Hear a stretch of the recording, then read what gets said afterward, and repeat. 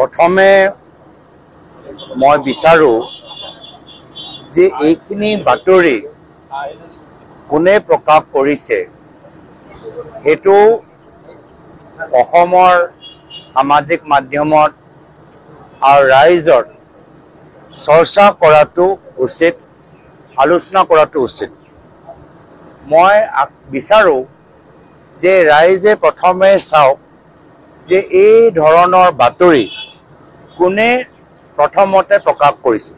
পিছত গৈতো বিভিন্ন বাতৰিয়ে বিভিন্ন নিউজ চেনেল পৰ্টেলে তেওঁলোকে সেই একেখিনি বাতৰি ৰিপিট কৰিছে, বেলেগ কথা। কিন্তু প্ৰথমতে কোনে এই বাতৰি ওলালে এই কথাটো আপোনালোকে অলপ চাব। যিহেতু এই বাতৰি বৰ্তমানত আজি যিজন নাম ওলাইছে সেইজন ব্যক্তিৰ কংগ্ৰেছ দলৰ লগত কোনো সম্পৰ্ক নাই, কংগ্ৰেছ দলৰ সদস্য নহয়, কংগ্ৰেছ দলৰ আইনী বিভাগৰ সদস্য নহয়। তো যেতিয়া তেওঁ বৰ্তমান কংগ্ৰেছ দলৰ না লিগেল ডিপাৰ্টমেণ্টৰ না আমাৰ মেম্বাৰ হয়, তেতিয়া কি স্বাৰ্থত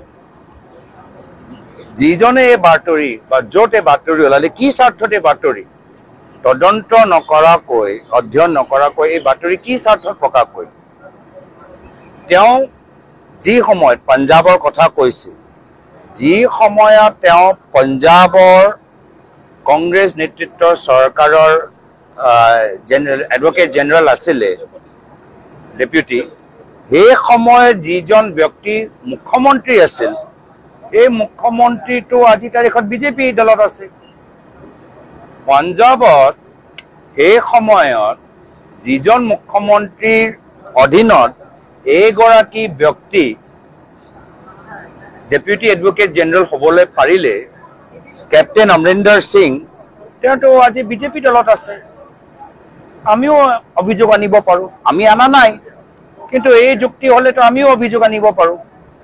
সেইজন ব্যক্তি যদি আপোনালোকে টুইটাৰ টাইমলাইনটো চাই তাত দেখা পাব যে তেওঁ এটা কেছ বৰ্তমানৰ বিজেপি লিডাৰ মনজিন্দৰ সিং সিৰসা তেখেতৰ লগত এটা কেছ তেওঁ ভাগ লৈছিল।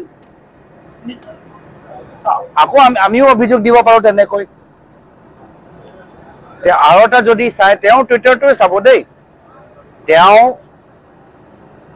ভাৰত চৰকাৰ বৰ্তমানৰ কেন্দ্ৰীয় বিজেপি